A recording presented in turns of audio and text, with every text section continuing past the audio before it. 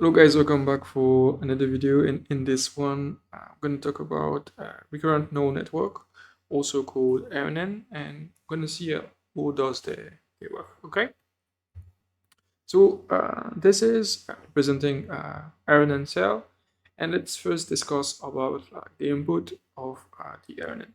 First, we have like H0, which represent the ident representation of RNN, and most of the time it is initialized with a vector field by 0 values or with random nodes. Okay, this vector will encapsulate the ident representation through the RNN loop. Okay, this vector has usually a size of 512 or 1024. Okay, and the other input is obviously the input of the sequence. So in this case, it is like the first element of the sequence. And most of the time in RNN, we have like multiple element in the sequence. Okay. Then we have the weights of the RNN. So in our case, we have like two matrices and one vector, which will represent the bias, which is denoted B1. We have like the matrices WHH, that will basically project the ident vector to another space, same size, and the vector WXH will project the input into the dimension of the latent vector representation. Okay, so those are the learnable parameters of the RNN, and that's it.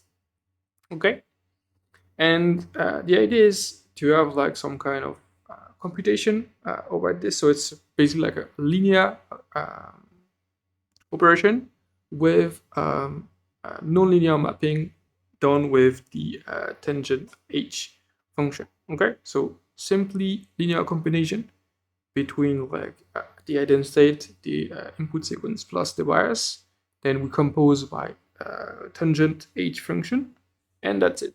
This will produce like the next ident state.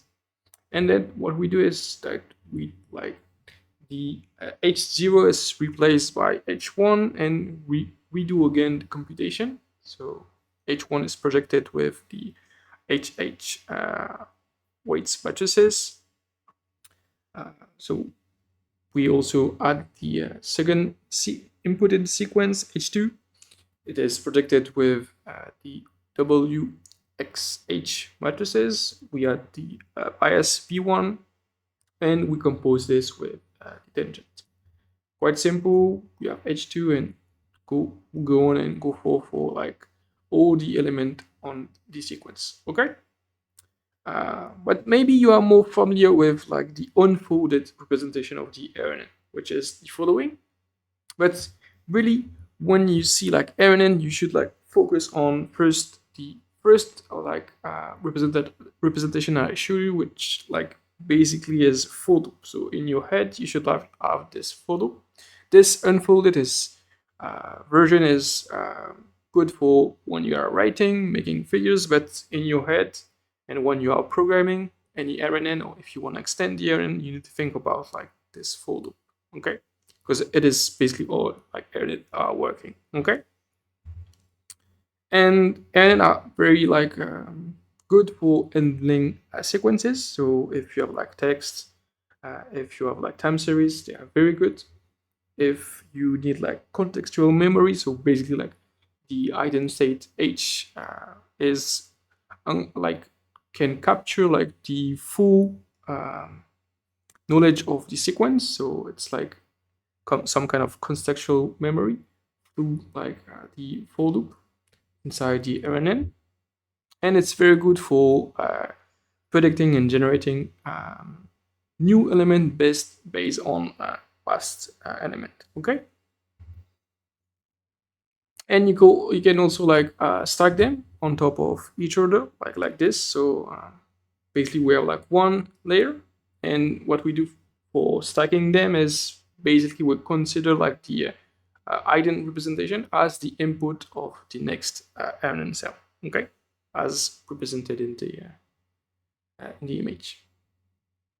Okay, and basically what we do with RNN is most of the time we will use those ident representation on top of and on top of those we will add like some kind of linear layer with a softmax function for like doing prediction.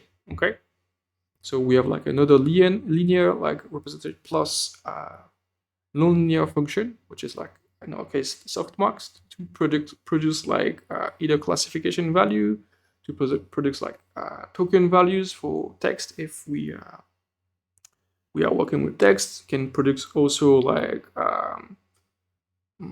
regression value if we are working with continuous value if we are working with regression for like time series. Okay, so that's it for the like working of the RNN. And if you liked this video, guys, please subscribe, share this to like a colleague that might like this.